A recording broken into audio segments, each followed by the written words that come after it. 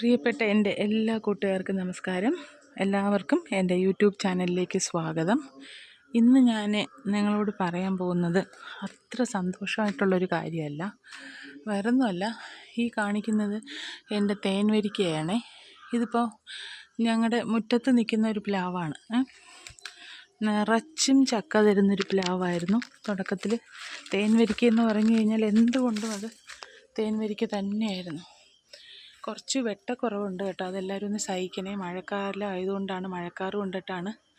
ഇത് കണ്ടോ, ഇത് ആർക്കും ഉപദ്രവമില്ലാതെ നിറച്ചും ചക്ക തരുന്നൊരു പ്ലാവായിരുന്നു. അതിൻ്റെ ചെറിയൊരു കൊമ്പ് ദേ ഇത്രയും ഒന്ന് അപ്പുറത്തെ വീട്ടിൻ്റെ മതിലിലോട്ട് നിൽപ്പുണ്ട്. അവരുടെ വീട്ടിനോ ആർക്കും ഒരു ശല്യമില്ല. പക്ഷേ ഇത്തവണ 85 ചക്ക കായ്ച്ചു. ഇതിൽ ഒരെണ്ണം പോലും എനിക്ക് കിട്ടിയിട്ടില്ല. ഈ കണ്ടോ, ഈ അയൽവാസികൾ ഈ തടിയിൽ ഏതാണ്ടോ വിഷം കുത്തിവെച്ചാണ്, മെർക്കുറിയോ അങ്ങനെ ഏതാണ്ടോ കുത്തിവെച്ചതാണ്. ഇപ്പോൾ അതിൽ നിന്ന് എൻ്റെ തോലെല്ലാം ഇളകി വന്നിട്ട് എല്ലാ ചക്കയും താഴെ വീണു. ഒരെണ്ണം പോലും എനിക്ക് കിട്ടിയിട്ടില്ല എന്നുള്ളതാണ്. ഈ ചക്ക അവരും എല്ലാം കഴിച്ചിട്ടുള്ളതുമാണ്. അപ്പോൾ ഇതിന് നിങ്ങളിൽ ആർക്കെങ്കിലും ഒരു പ്രതിവിധി അറിയാമോ? ഇതിനെന്തെങ്കിലും ഒരു ട്രീറ്റ്മെൻറ്റ് ചെയ്യാനായിട്ട് അറിയാമോ? ഞാൻ ഇതുവരെയും അഗ്രികൾച്ചർ ഓഫീസിൽ അങ്ങനെയൊന്നും പോയി കൺസൾട്ട് ചെയ്തിട്ടില്ല.